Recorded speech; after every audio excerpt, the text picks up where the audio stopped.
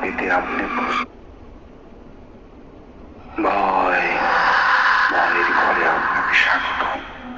ভয় পেতে আপনি প্রস্তুত তো? আজকে আমি আমার আবুর সাথে ঘটে যাওয়া একটি ভৌতিক ঘটনা আপনাদের মাঝে শেয়ার করব। আমার আবু এবং আমি একই সাথে ঘুমিয়ে থাকতাম, একই সাথে পড়তাম। আমার আবু পাশের গ্রামের চেয়ারম্যানের ছেলে রাজু ভাইয়াকে ভীষণ ভালোবাসতো এবং রাজু ভাইও আপুকে ভীষণভাবে ভালোবাসতো। তারা সিদ্ধান্ত নিয়েছিল তারা বিয়ে করবে, ভালোবাসাকে পূর্ণতা দিবে। কিন্তু আপু হঠাৎ করে একদিন জানতে পারে রাজু ভাইয়া পরিবারের চাপে অন্য একটি মেয়েকে বিয়ে করেছে। বিষয়টা আপু জানার পরেই কোনোভাবেই মেনে নিতে পারতেছিল না, বিভিন্নভাবে ভেঙে পড়তেছিল। সে রাতে আমি আপুকে বিভিন্নভাবে বুঝিয়ে ঘুম পাড়িয়ে রেখে আসি আমার রুমে এবং আমি হঠাৎ করে জায়গা পেয়ে দেখি আপু একা একাই আমাদের গ্রামের মধ্যে পরিত্যক্ত একটি বাড়ির দিকে সে হেঁটে চলছে।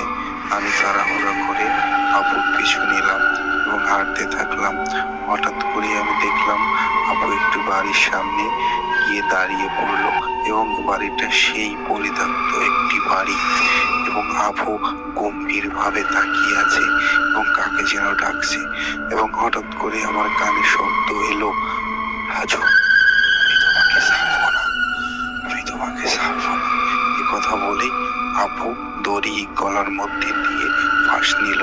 আমার কিছু বলার ছিল না, শুধু আমি দেখতেছিলাম এবং আপু ছটফট করে সে মারা গেল এবং আপুর ছবি আকাশের মধ্যে ভাসতেছিল এবং সেই পাশের বাড়ির থেকে ধোঁয়াশার মতো বের হচ্ছিল। আপু কেন যেন শব্দ আসছিল, এরকম বিভিন্ন ধরনের শব্দ আসতেছিল এবং সেই পাশ দিয়ে যে ছেলে চাইতো তাকে আপু বিভিন্ন ভাবে আকর্ষিত করত এবং সেই বাসার মধ্যে নিয়ে যেত এবং তাদেরকে হত্যা করত।